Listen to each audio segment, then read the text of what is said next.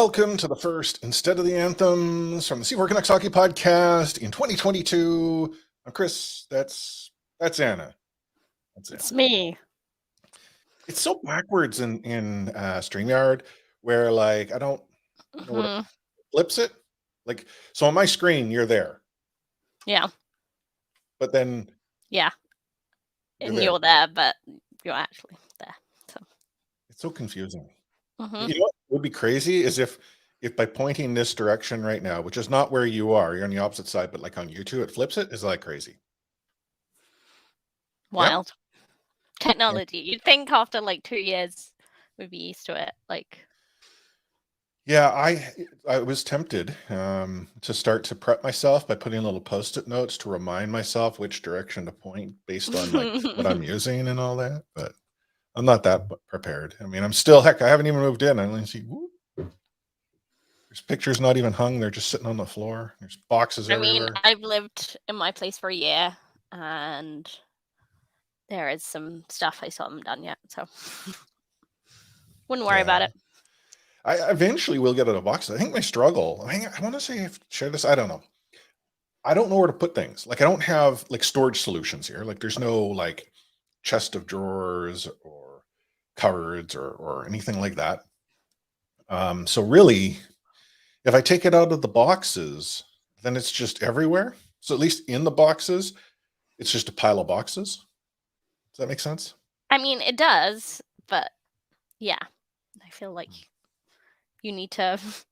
They're not gonna find a storage solution just by sitting there. Well, no. I mean, I'm waiting for the I don't know, the home design genie to arrive and magically take care of everything. But I anyway, realize right now that this is not intentional, but like I'm wearing like pretty much the same green as the graphics. My nails are green, and my glass is green. But that was not intentional. I'm not wearing green. I'm wearing like a gray Under Armour shirt because after we record, I plan on doing the workout stuff. So Good for you. I just did for the a little comfy. workout, and it was very bad. Yeah. Yeah. If you've seen the Parks and Rec episode where Adley is training for the police, well, that was pretty much it. Where he's like on the floor, just saying everything hurts and I'm dying. Oh, that was pretty much it. Is that because you had not worked out in some time? Yeah, that'll be the festive period. So I've done a little tiny bit of Pilates, but no cardio in like at least like 6 weeks, I would say. It's probably I last played netball was probably the last time. Gotcha. Did cardio, so yeah. Yeah, see, I've been doing cardio. Like the last week is all cardio. Like there's that, VR headset, swing my arms around, squat, lunge, that stuff. I'm trying to do it in a small little box that I got here. I don't know how to squat. You don't know how to, or you can't? Properly, I don't think I know how to. And so like people are like, oh, it's like sitting in a chair. I'm like, ah, cool. So like when I go and I sit in a chair, like there is a particular motion, but then trying to replicate that without the chair present, my body is like, I don't remember how you actually do this. Then in the sense of VR, I have a headset on. I can't see said chair and I don't sense it, right? So I don't want to go and try to commit myself to that motion and in turn not have the safe landing pad of said chair to plant my butt in. I mean, I just did, 40 squats as part of my workout and 40 jump squats. And yeah, now I'm like, am I doing this correctly? Maybe I've been doing squats wrong all my life. I don't know. Well, and the thing is, it was pretty straightforward, but maybe it's not. Well, see, I could be doing them correctly. Like that's the problem is that doing this sort of workout and what I'm referencing is this app called Supernatural, which is a virtual reality fitness program that I'm using with my Oculus headset, which I guess is now a Meta headset. But anyhow, I am unsure if I'm doing it correct. And so the difficulty is that I'm basing this based on what my body is telling me. So I'm feeling tension in my lower back when I start to sort of do this type of workout, which then leads me to believe that I'm using more back or more lower back squatting than I am sort of my legs.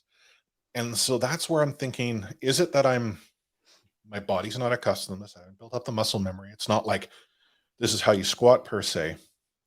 And could I be doing more harm than good? Like, I don't know. Because again, this is all new to me, this whole fitness thing. Can I completely do a 180 and bring in some breaking news from 7 hours ago? Yes. So this was announced at lunchtime today, and I missed it. But the Abbey Canucks game tonight, that was meant to be the fourth game of their set against Bakersfield Condors, got postponed due to COVID protocols. Well, they had 3 games, like bang, bang, bang, right? So this was number 4. Yeah, so they had 3 already. So yeah, I watched them lose 3 times. So I was already thinking, I don't mind missing this game for recording because I don't know if I can watch them lose to the same team. Oh, 4 times in a row. The thing is, you can't lose if you don't play. Ain't that the truth? But I would say, like, they were already playing. So they played their second game of 4 with 10 forward and 5D. And then I think they had 1 recovery from the protocol / injured list. So they had 11 and 5 yesterday. Yeah. But clearly, one of the teams took a dip below what was acceptable. Are they up here in Abbotsford, or are they down in California? Yeah. They're up here. Okay. Yeah, they're up here. But already this game, the reason that they're playing 4 games back to back, like, well, it's protocol related and weather related, right? So this was postponed from end of November. So I believe that was during the flooding. Weather. Okay. So yeah, you usually do get 2 game sets in the AHL, but not 4. Yeah, I never have really followed the A that closely. About the only time I paid attention to it was back when the Heat were in town and the Chicago Wolves would occasionally come into town. Right. But, during the lockout when everyone went crazy for those games. Yeah. Yeah, exactly. Like I remember going to a sold out Abbotsford. Is it Entertainment Center? Is that the AEC? Is that what it is? I mean, having watched many Abbotsford games this year, whatever the barn is couldn't called, tell you because I don't plan on ever going there. Like the Abbey Heat, they had their loyal sort of fans, like the local fans that support this team, and suddenly they sell out the barn with people who make it feel like an away game. It's like the closest that we would see in Vancouver is like when the Maple Leafs or the Habs come to town. But even then, there are still more Canucks fans in that stadium than there are Leafs or Canadians. Whereas in Abbotsford, it was clearly Chicago Wolves all the way. I mean, during the lockout, I got really into the Wolves. I used to I think I had a Wolves hat, and Eddie Lack and Chris Tanev went down and played there during the lockout. I used to enter their first goal competitions, which I finally won after Ooh, what you win? I won a picture of a player who didn't play there anymore. So, do you remember the player? It was a European. I would have to look it up. It was some Russian player that played in the K, but had once played in Chicago. Awesome. I did appreciate that they sent it all the way to the UK, but I was a bit like, who is this? I don't know this guy. Okay, but did you know what you were winning before you won it, or did you see what you won when you got it? I saw what I won when I got it. I thought maybe it might be like a picture of the guy that scored, which was Kevin Connaughton. I do remember that. He was the one that won it for me. Okay. So the reason I asked this question is that could it have been at the moment they saw where they were sending it, they're like, this person knows nothing about us. We'll send them this guy. Surely that's backwards thinking, because if someone was avid enough to enter their competition from the UK, they must be pretty into it. Anyway. There are those around hockey that don't necessarily think weird the way that maybe we might consider it to be thought logical. Yeah. Anywho, going back to what we were earlier talking, Nexus there, chopping that they technically can lose. They're out of the playoff picture. Well, yes, but only if other teams are continuing to play. I mean, you can't, the whole COVID thing, which got Canucks into a playoff spot, was because it went on points percentage. I mean, I'd agree that the Canucks point percentage, both the Abbey and Vancouver Canucks point percentage, is no good to get into a playoff spot if we somehow abandon the season now. But okay. Yeah. The Canucks, had a real exciting week. We're going to get to talk about that in the main show. That'll be fun. Yep. Lots going on there. I don't know. I mean, I truly don't understand what the league's thought process is, and we'll get into it in the main show, but like the current protocol is like mid-January, but there's no sign that things are slowing down. So why would we magically suddenly see, hey, full capacity buildings again, come on up, at least in BC. I mean, maybe elsewhere, whatever is what it is, main show content. But yeah, no, anyone tuning into this right now and be like, why are they going on about everything? That's what Instead of the Anthem is all about. It's this because it's what we're doing instead of singing the anthems. Right? Yeah. Wouldn't that be cool if we had like a podcast pre-show where we just sung an anthem? It doesn't necessarily have to be just like any anthem. Just any anthem. What is it? There's the Spanish one that doesn't have any words. Is that right? Oh, I don't know anthems well enough to know that. All I'd want to do is to do like this at the Russian anthem or whatever, because it just brings back like Hunt for Red October memories. Great movie, by the way. I've seen part of it. Greater book, but we watched part of it in history class. Really? Yeah, because we did the Cold War. Okay, but GCSE history, but yeah. Sure. I was going to say, is it a topic on the Cold War? But like the Hunt for October is pure fiction. Like there's no historical context outside of the tensions between the United States and the Soviet Union at the time. Yeah, I don't really know what we were doing. I feel like we watched like a couple of scenes from it. And then we watched another one that was like about the Cuban Missile Crisis with Kevin Costner. Is that correct? Was there a Cuban Missile Crisis with Kevin Costner? Are you certain your teacher wasn't just saying, "Hey, let's watch," movies? I mean, oh no, I guess it would have been. It would have been because there was. No. Now I found it. What you're talking about? It's called 13 Days. Okay, I wouldn't have remembered the title, but I do remember the movie itself. I remembered there was 13 in it, so I got there in the end. Justin saying he'd rather sing Saka and Emil Smith Rowe. Saka and Emil Smith Rowe. That's how it goes. Oh, okay, because I have no idea what that is. So it's a Arsenal chant, and it's to the tune of "Rocking All Over the World," in case you didn't get that. No. But like, obviously it's a status quo song, so it's very simple and very easily gets in your head. So I torture my roommate all the time by just sending like a picture of the two players with a musical note. Okay. That'll get stuck in his head. Yeah, see, I mean, I am colonial and I follow the Whitecaps, so unless it's a Whitecaps chant, I haven't a clue. I mean, I really hate the Whitecaps chants. That's the Chelsea chant. We're blue, we're white, we're dynamite. No, the one they play at the end of the games. In the Chelsea parlance is blue is the color. No, it's the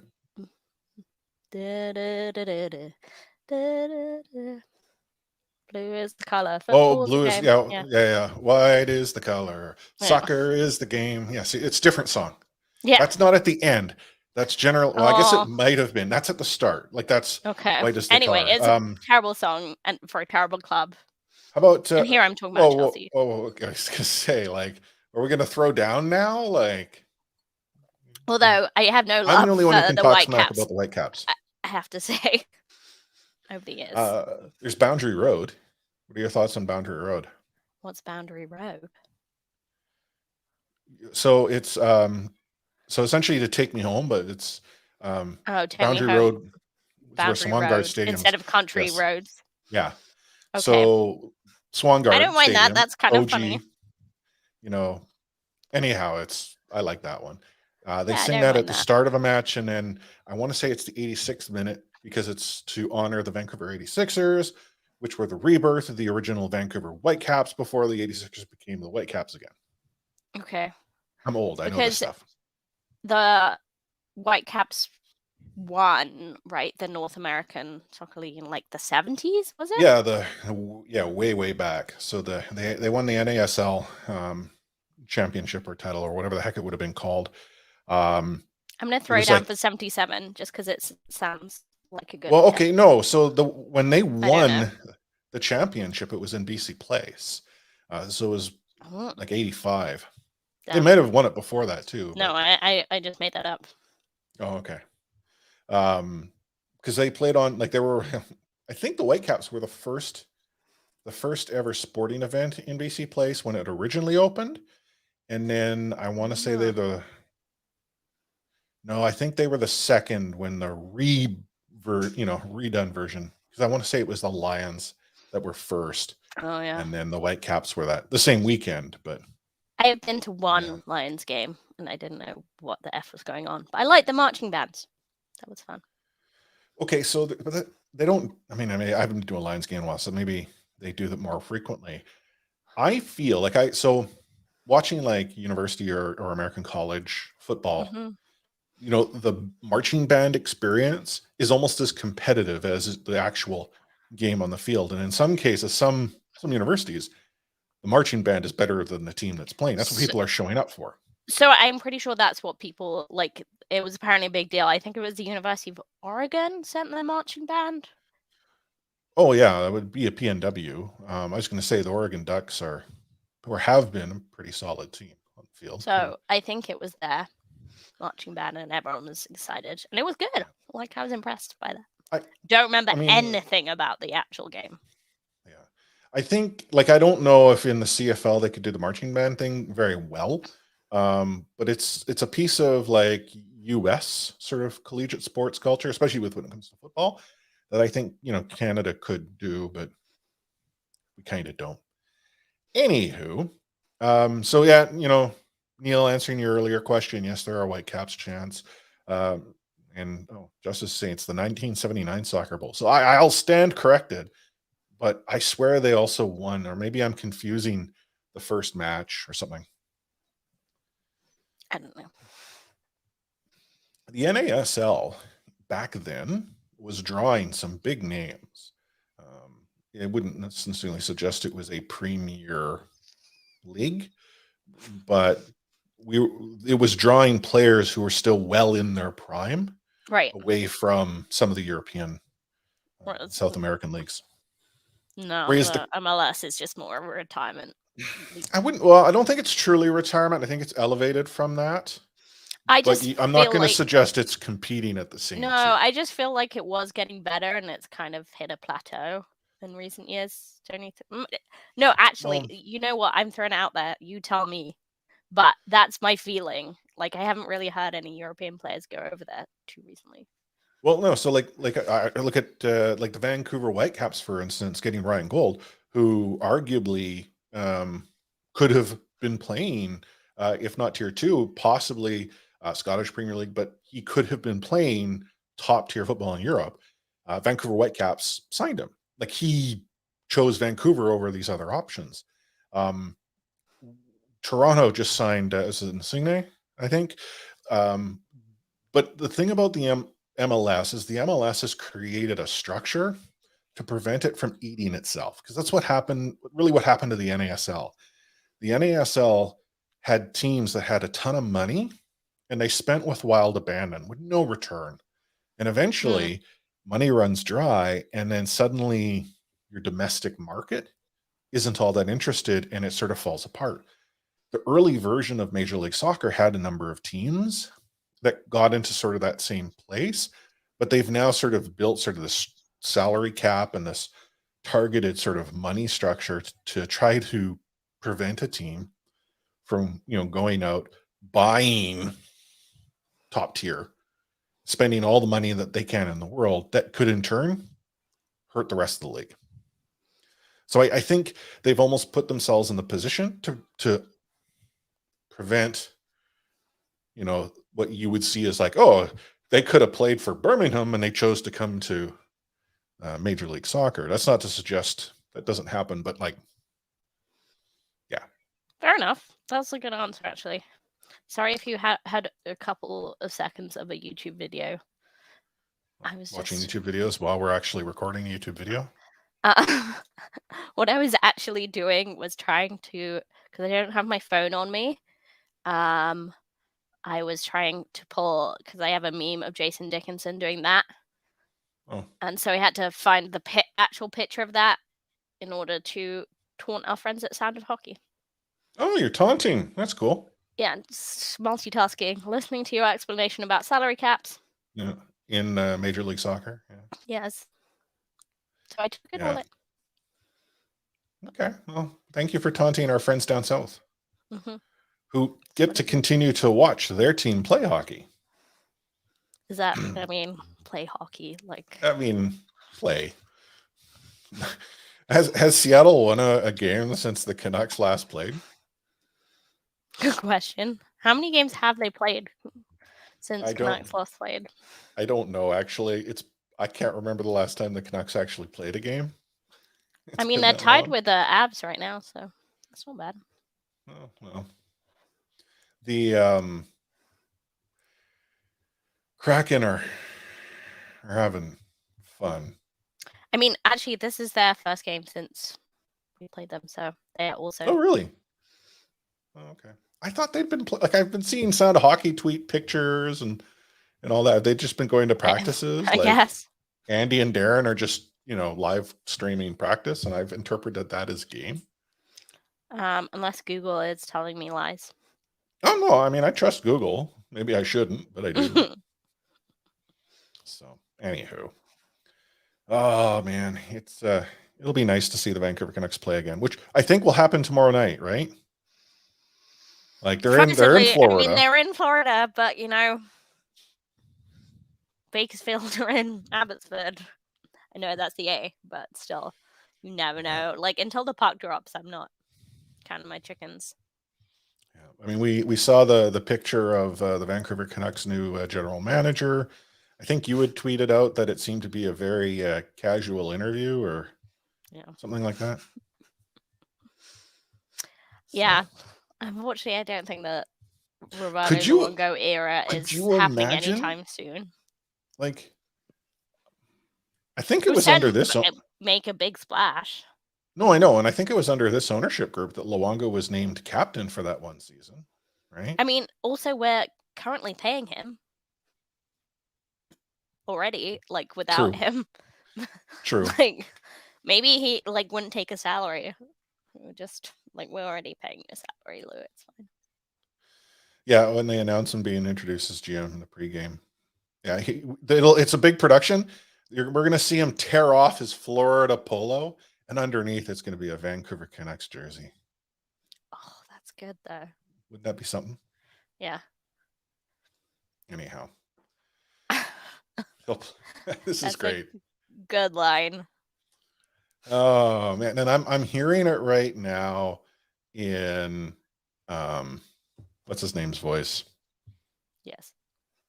You know what I'm talking about. Do you want me to do an impression? They'll play. It doesn't help me. Oh my god, I can't believe I forgot his name. Flip-flops. Oh, I can see his face. His name's in the press box, and I can't remember it. I'm getting old, Anna. I'm getting old. Yeah. Speaking of playing in flip-flops, what did you think of the dress code for the Winter Classic? Jim Robson, thank you guys. Oh, Jim Robson. Yeah, I honestly was just like, it's not Jim Houston, but someone like that. So I'm like, no, well, so that's why I didn't say Jim Houston, I'm like, no, it wasn't him. John Shorthouse. No, it wasn't him either. God damn it. No, yeah, all I had in my head was Jim Houston or similar. And then I'm like, John Ashbridge. No, it's not John Ashbridge either. Oh, John wasn't the play-by-play. John was the voice. So dress code for the Winter Classic. That was the Blues, right? That did that. Yeah, it's like 400 below. It's was it so? It was so cold they had to warm up the ice to play. Which is crazy. Yeah, apparently And they came out what rock and beachwear. Like, yeah, I love that. I mean, I've got no problem. Like for me, like I think Mike McKenna, Canuck great, Mike McKenna, who's actually talked about dress code and like why does it really matter, right? And I'm of that opinion too. Like I get it. I'm not I'm suggesting not, you should. But you want but to have I someone show get up it. smart? Yeah. I am into the suits, and but I don't necessarily think that my like way of doing things should govern. Like, I don't think it's important. I just like it, if that makes sense. Okay, no, that totally makes sense. Yeah, if it's it's a preference. It's like, hey, this Yeah, is what I like, but total really preference. Like, in if the I ran grand hockey, scheme, like they would all wear suits. Frankie Corrado would still be playing for the Canucks. Like, so would Eric Branson, but he would just be healthy scratched every night and be on the posters, like stuff like that. I see what you're serving up here. Actually, the suits aren't related to me being a perv. Like, just that's I unrelated. didn't say it. I wasn't trying to even imply. You're the one who just said it. Accurate that I am. You know, this is like public. This is like live. This is on YouTube. It's on the internet. It's there for forever. Like, there are going to be clips of Anna saying, "I'm not a pervert." No, I said I am. Oh, okay. Even better. But like, my Twitter account's on the internet. Like, I know. Hi, Anna's mom. Yeah. Yeah. It's but I mean, it's like 3 a.m. She's not watching. I don't know. She might tune into it after the fact if she's not watching live. So, okay. So suits in pro leagues, junior, no. Yeah. I mean, what the heck are they doing in junior? Like, well, okay. So like, I remember like this is high school where like the football team or pretty much any sports team, but the football team specifically always had to dress up. Now it wasn't full suits, but they had to wear like a shirt and a tie when they boarded the school bus. Like they overdressed for the yellow school bus they got on to go to wherever they were going. And the logic is that it helps build character and teaches them what it's like to be a pro. And I'm like, okay, if like how is dressing up, teaching you how to be a professional? I feel that you need to learn how to act like a professional. Like I may be old school that regard. Like you sort of act like you've been there, have fun, but you act like you've been there and you'll be there again. But clothes, wear some. That's it. Yeah. I mean, if you wanted to put everyone in team tracksuits or whatever, sure, it can look like good and set an impression when you turn up at a game that everyone's dressed the same. But yeah, I'm not that bothered. If you're not going to pay people, let them wear. Don't make them wear suits. And I mean, again, the only other kind of shy was like this back in high school, so it was like 400 years ago. When I was in band, we had a performance dress code. But what it was wear like a white shirt and some crazy tie if you could. Like the louder, the crazier, the better. And it was simply to try to exude some of our personality. Now, not everyone had to wear a dress shirt. Not everyone had to wear a tie. Not everyone had a personality. But everyone, yeah. But that's the thing is like it was about fun. Like it wasn't like you're not going on stage today because Chris, you didn't wear a dress code. I wore the tie that my dad wore to his wedding, a 1970s baby blue tie that was like, I don't know what it's called, but it gets fatter at the neck. And this sucker was like a clown. I looked like a clown and I loved it. Yeah, the thing is, like, people complain about the NHL like not having personality because of the dress code, and it's like, no, they just don't have any personality. Like, look at the suits that NBA players rock. They could do that in the NHL. They just don't. Mm-hmm. Like, I know there's the team culture thing and like being any way different is part of the problem, but like when hockey players get to choose what they wear, they like wore work boots. Like that was the Canucks like big idea. Like that was so boring. Okay, but that's like if the team decides this is what we're going to do because it's us. I understand the boring part. But to your earlier point, does it really matter in the grand scheme? It doesn't. But like to me, that's what's more important than what it exactly is they're wearing. Yeah. Yeah, I know what you mean. So, like, I'm not again. If they scrap the dress code tomorrow, would I be mad? No, I'd just be like, oh, that's a shame. Yeah. Because suits look cool. I'm also like, I have this huge personal vendetta against managers in the Premier League not wearing suits or like suits or tracksuits. Like, you just need to have like Mikel Arteta, the Arsenal manager, just wears like the same smart casual look every single time. It's like a nice pair of slacks, nice shoes, and a jacket. Like, he just looks smart. But when Pep Guardiola wore ripped jeans to Wembley, I was like, no. This is the FA Cup semi-final. Take it seriously. But by having ripped jeans, he wasn't taking it seriously? Well, they lost, so... I mean, we've had this conversation, I think, in an off the record, but for me, I would dress smart. Now, what might that be? It might be a variety of different things. I may dress for the weather. I may dress for the event. But when I've been coaching like youth sports, I don't dress up. Like, I'm not wearing a suit, but I show up to try to almost exude an image of confidence, because I'm not doing that necessarily for my benefit. I'm doing it sort of to project a little. Yeah, project some leadership. Sorry, we're just getting some great comments here. Yeah. So, okay, I look like a bag of milk and a haberdashery. So first of all, bags of milk, so that's a very Toronto thing, but I don't know if they have haberdasheries in Toronto. Haberdashery is a great word, for one. It is. Can you think of a way to use that as a title for an upcoming episode? You're the witty one. I mean, we'll have to wait till we play Montreal, I think, but yeah. I like it. Speaking of bags of milk, I actually remember seeing them in grocery stores out this way. We're having this conversation over the holidays, my family, and I don't remember how it came up, but I'm like, yeah, no, I actually, we were talking about it, and we had this jug that I never understood the purpose of. Like, it had no lid, but it obviously was like something you put in and poured, but it was like weird shaped. Like, it wasn't like round. It was like narrow. It was a jug for a bag of milk. Anyhow, this is what you like the idea of calling someone a bag of milk just as an insult. I think I'm gonna do that. Yeah.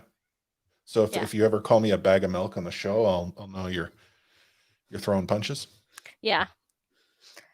Yeah. There's like a good clip on an audio bed on a podcast I listen to where someone says that someone has the charisma of a sick bag.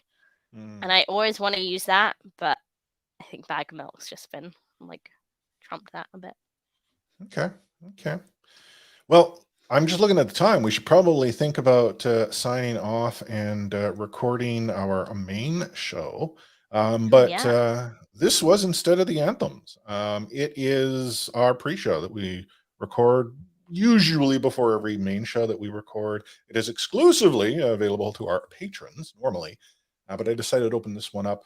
We may do it again every so often, where we can sort of bring in the broader audience, but at the end of the day, okay, I would like to call the broader audience a nicer term than the plebs. Okay, the bags of milk. Because that's it. Yeah, that's going to come up at some point during the show. People will be like, "What is Anna going on about bags of milk for?"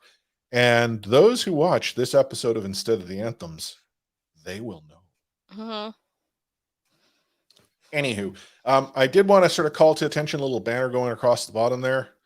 Text or call the C4 text line 604-200-6201.